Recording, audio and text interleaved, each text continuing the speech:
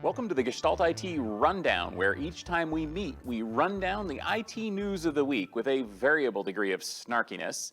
I'm your host, Stephen Foskett, and I'm also your host, Stephen Foskett, because, hey, it's just me this week on National Doctor Day, March 30th, 2022. So remember to celebrate a physician near you. That sounds very strange, doesn't it? Well, anyway, here we go. Let's dive into the news of the week this week.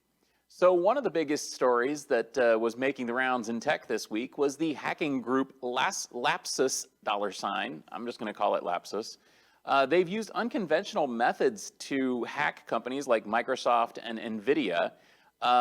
Many cyber researchers were shocked, however, to find that the hacks were traced to a 16-year-old who lives with his mother just outside of Oxford, England. No, this is not a The Onion story. The elite hacking group that hacked into Okta and Microsoft was probably a 16-year-old kid in England. They've been unable to conclusively tie all these attacks to this particular teen, but it does look more and more like he was the leader and that he was the one coordinating the attacks, even though he was working with a number of others. This is a very strange story because, frankly, we like to think that elite hackers are, I don't know, state-sponsored terrorists or using, high-powered zero-day exploits. But no, this whole story is all about social engineering. It's about ransomware, and it's about a teen in Oxford who was just trying to prove himself from the looks of it. Well, prove himself he did because he managed to get into Okta. He even got into Microsoft, and as part of this crazy hack, we're hearing that he did things like taunting them by jumping onto the Zoom call of the incident response team and joining the conversation and then telling them that he was going to exploit them further, demanding ransomware, all sorts of things, probably that he never intended to follow through on because, after all, you're a 16-year-old kid in Oxford. What are you doing here? It looks like, though, it did include some others, including some insiders as well as some teens. There was a teen in Brazil mentioned as well. So, this is a really unusual story. Probably one of the most interesting aspects for me personally as well was that at first the researchers thought that they were dealing with a high-level automated attack because the attacks were so quick. But then they found out that he was literally just typing really fast. I know, it sounds like The Onion, right? But that's the story. Up next, we recently heard that Kaspersky has put on the FCC security threat list. Let's try that again.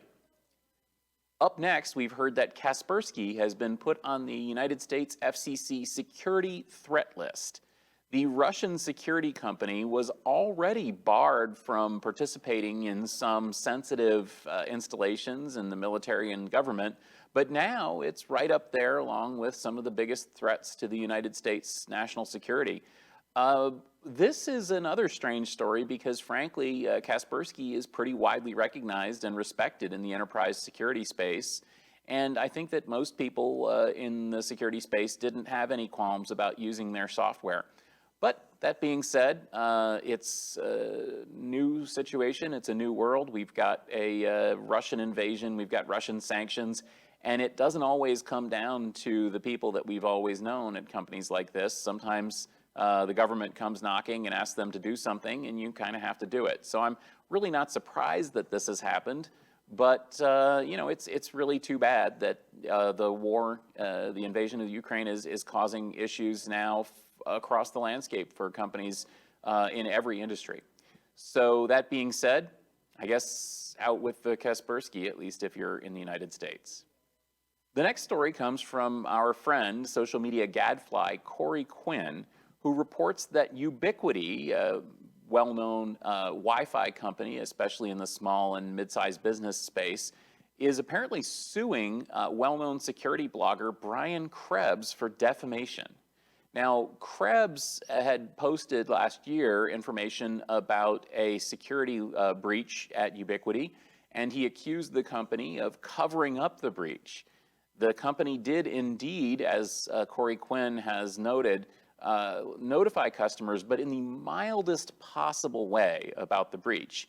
And then only later did it report in an SEC filing that it looks like it was an insider breach by one of their employees, and therefore was a little bit more concerning than had initially been let on. So Krebs was banging the drum that this was a big deal and that people should change their credentials and so on. Ubiquity has a different opinion and says that this is a much less big deal and is now accusing Krebs of using the very insider who may have caused the breach as his source.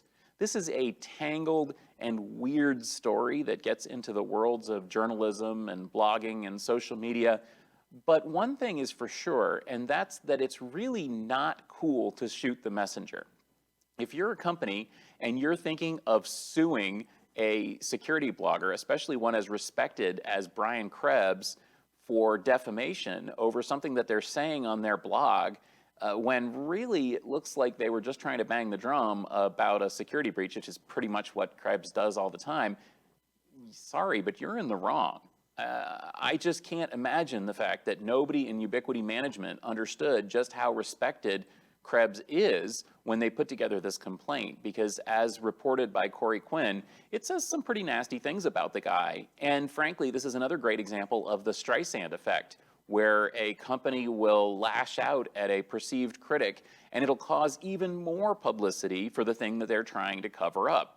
Well, that's just what's happening. And in fact, there's been an avalanche of Ubiquity users saying that the lawsuit is causing them to rethink whether they want to use Ubiquity at all. And some of them are already pulling out their Ubiquity infrastructure and replacing it with Wi-Fi and networking gear from different companies based on this lawsuit, which again is only known about because it was reported by Twitter and email newsletter guy, Corey Quinn. So it's a very, very strange story as well, but I think that there's a cautionary tale in here for companies. Don't shoot the messenger. In corporate news, we hear that HP is about to acquire Poly, the well-known maker of video conferencing hardware and software. This acquisition, priced at about $3.3 billion, is going to give HP an entrance into the burgeoning video conferencing and teleconferencing market that is obviously dominated by Zoom, but also by HP rival Cisco. It's important to note that this is HP Inc., not Hewlett-Packard Enterprise, the company that split off from HP a few years back. This merger would make HP instantly one of the biggest players in video conferencing, and frankly that fits with the rest of their product portfolio, which consists of laptops and printers and cameras and that sort of thing. So, you know, it really makes a lot of sense. On the other hand, Poly is not really all that competitive in the video conferencing software market. You know, ask anyone how you do a video call, and they're going to say Zoom. They're probably not going to talk about Polycom. But, you know, HP has a big marketing footprint, and maybe they can change that. Now let's take a closer look at the stories that are coming from here in Las Vegas. I'm here at Aruba Atmosphere 22, and it's hard to avoid the news from this event, mainly because the event itself is the news. I am hearing from well-placed sources that there are actually more people in person here in Las Vegas for Aruba Atmosphere 22 than there were on site at Aruba Atmosphere in 2019, which is the last time they did this event in person. And frankly, that's what it looks like to me as well. It seems as well that they are organizing this entire event so that they are able to accommodate both in-person and remote attendees. Sometimes that's been very, very successful, and sometimes a little bit less so, for example, with the placement of chairs at the keynote.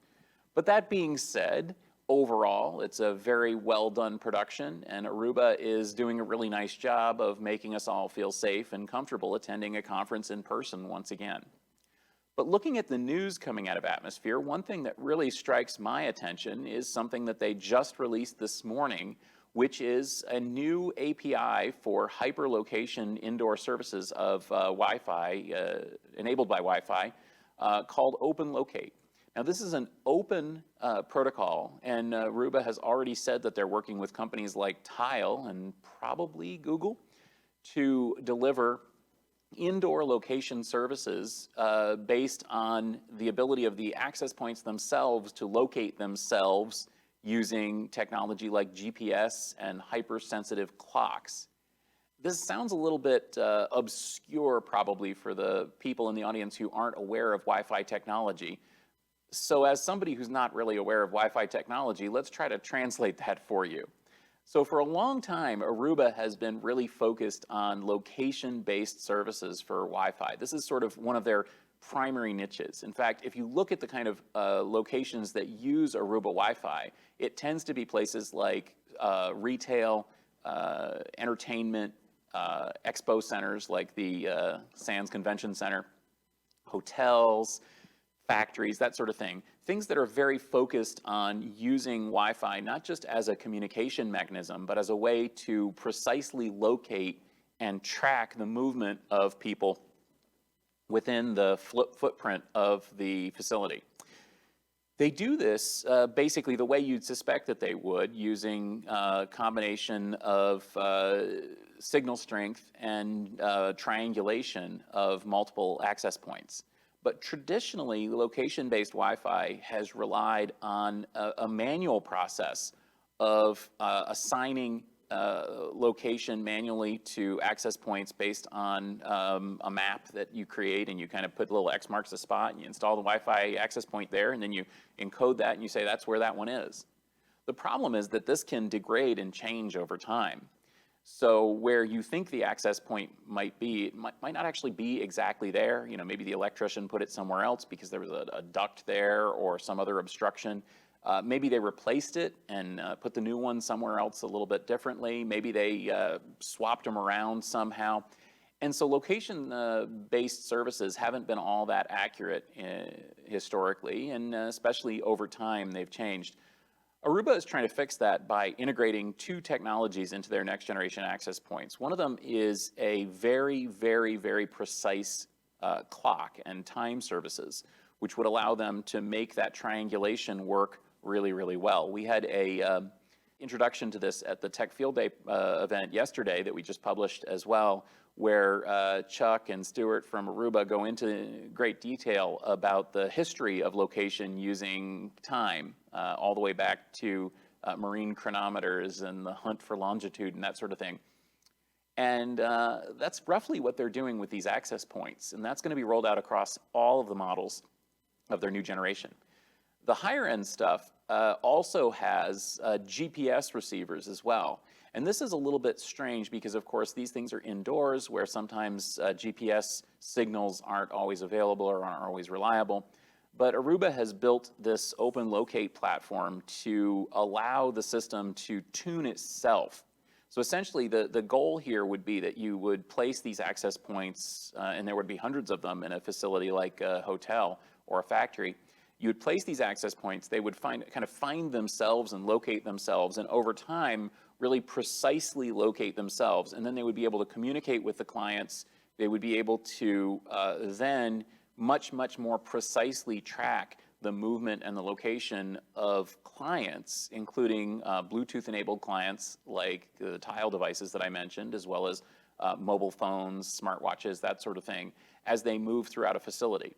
It would also, of course, be very, very valuable in maybe a factory setting or an industrial or commercial setting where you wanted to track other kinds of devices, you know, housekeeping carts or industrial robots or that sort of thing.